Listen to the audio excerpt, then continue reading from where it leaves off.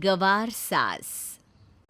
ये कहानी सिर्फ वंदना बहन के घर की नहीं है, उस हर घर की है जहाँ अपनी माँ या सास के भोलेपन का फायदा उठाया जाता है। वंदना बहुत ही सीधी सादी औरत थी। पूजा पाठ के अलावा उसे किसी भी चीज़ की कोई ज़्यादा समझ नहीं थी। दुनियादारी और बढ़ती टेक्नोलॉजी से दूर वंदना बहन अपना सारा वक्त या तो अपने बेटे और पति को या फिर प्रभु को देती। बेटे की उम्र शादी की हो चली थी और एक दिन विनय अपनी माँ से कहता है, मम्मी मुझे एक लड़की बहुत पसंद है, मैं उससे शादी करना चाहता हूँ। अरे कोई कभी हमसे भी किसी चीज़ की सलाह या इजाज़त ले लो। पापा वो मैं एक लड़की। अब जब पूछने पर जितने भी इज्जत की ही नहीं थी तो अब क्यों पूछ रहे हो? अरे क्यों जी, क्यों छेड़ते हो मेरे बेटे को? ले देकर एक यही तो है हमारे बुढ़ापे का सहारा। कौन सा आपको इसके लिए लड़की मिल ही जा रही थी? अब इस घर में कोई मुझे बोलेगा कि लड़की ढूंढनी है तब तो मैं ढूंढूं। यहाँ जब सब कुछ खुद ही हो रखा है तो मुझसे कौन पूछे? मुझे तो लगता है कि तेरे बेटे ने तुझे पहले ही इस लड़की के बारे में बता रखा होगा। बाप ही बुरा होता है ना हमेशा।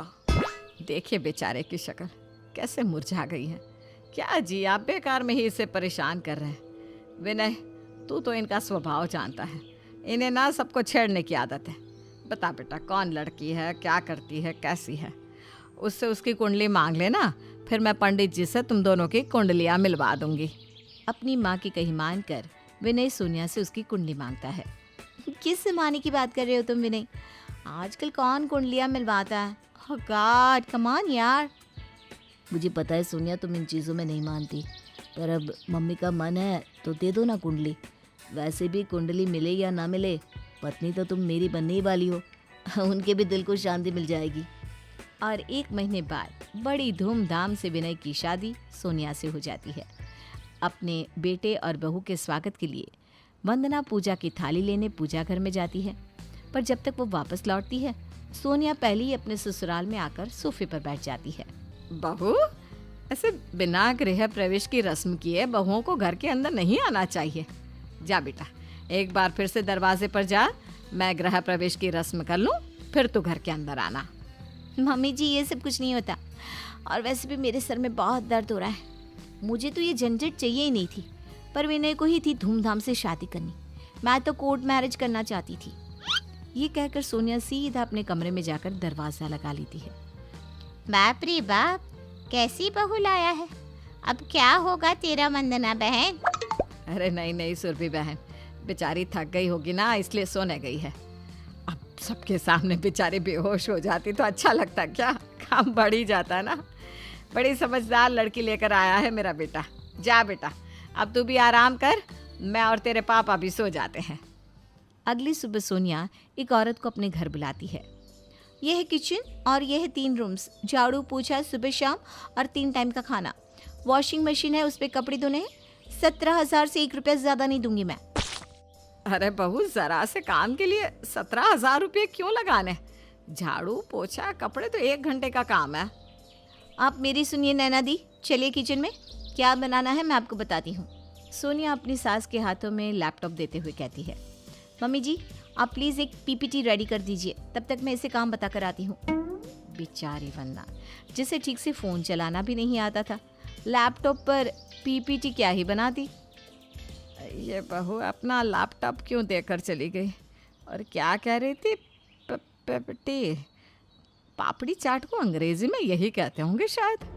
ए विनय सुन तो ज़रा, ये ले 35 रुपये और ये 1 प्लेट पापड़ी चाट ले आना ज़रा। अरे मम्मी अब मैं बच्चा नहीं रहा, पैसे हैं मेरे पास। वैसे पापड़ी चाट इतनी सुबह किसके लिए लानी है? कौन खा रहा है पापड़ी चाट? अरे बहू अभी अभी मुझे क्या कर गई है। तभी वहाँ सोनिया आती है। ओह माय गॉड, आपको पीपीटी भी नहीं पता? पापड़ी चाट नहीं बनी, पीपीटी बनाने के लिए क्या कर गई थी मैं?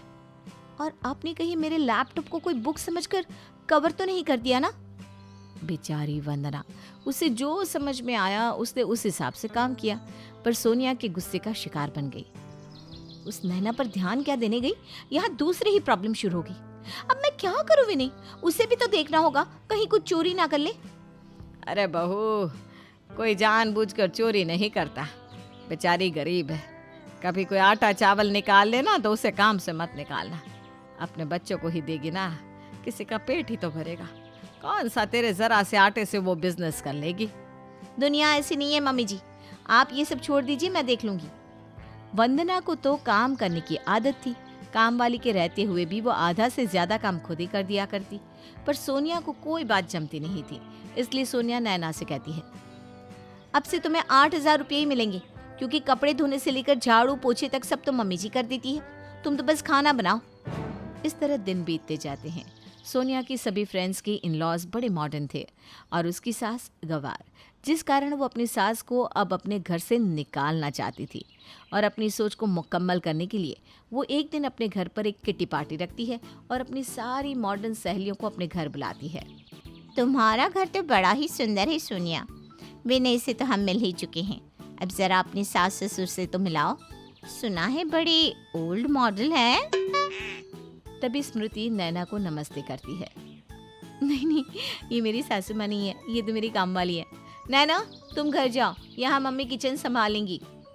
सोनिया अपनी सास को आवाज देती है, सभी के लिए कोल्ड ड्रिंक्स और स्नैक्स लेकर आ जाइए मम्मी जी।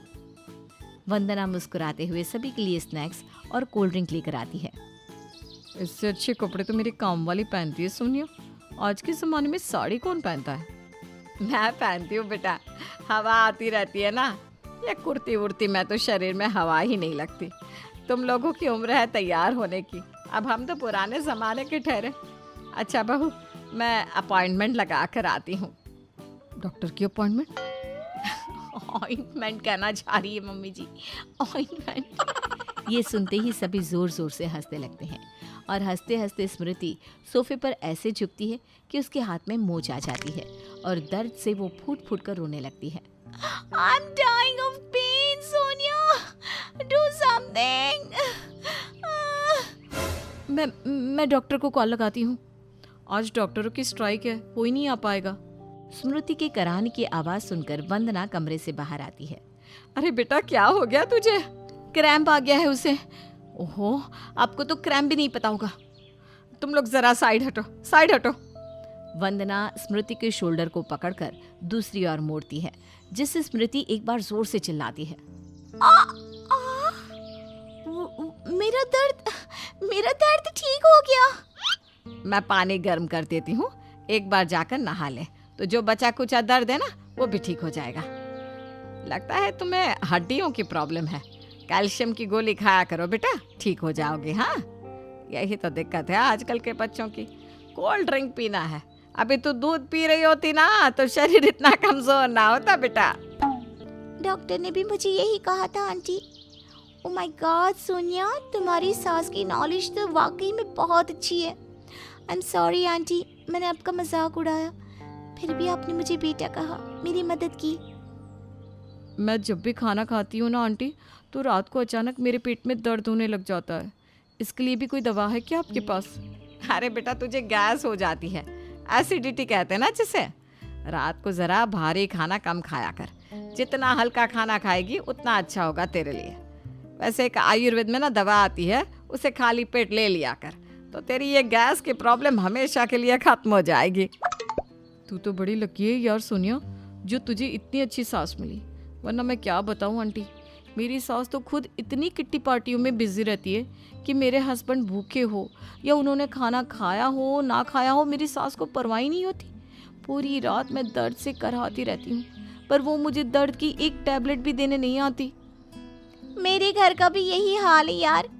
ऐसा क्या मॉडर्न परिवार में शादी करना कि जिंदगी की शांति ही चली जाए, लोगों को दिखाने के लिए टिप टॉप बने रहो। अब कितने अच्छे हो आंटी जी, कोई कुछ भी बोले, पर आपको जिस कपड़े में कंफर्टेबल लगता है आप वही पहनती है। काश हम आपके जैसे हो पाती। अपनी सहेलियों के घर के अंदर के राज को जानकर सोनिया की आंखों पर लगी पट्टी हमेशा हमेशा के लिए हट जाती है और उसे एहसास होता है कि वो कितनी बड़ी गलती करने वाली थी। इस हादसे के बाद सोनिया की आंखों की पट्टी खुल जाती है और वो दोबारा अपनी सास को कभी भी गंवार नहीं समझती। आजकल के बच्चे मॉडर्न पहनावे को ही सब कुछ समझने लगे हैं और ये भूल गए हैं कि जरूरी नहीं कि जो मॉडर्न दिखे वो समझदार भी हो। असल में मॉडर्नाइजेशन तो वो है कि आप अपने अंदर की इंसानियत को बरकरार रखते हुए अपने मन की जिंदगी जिए, जैसे वंदना जीती थी।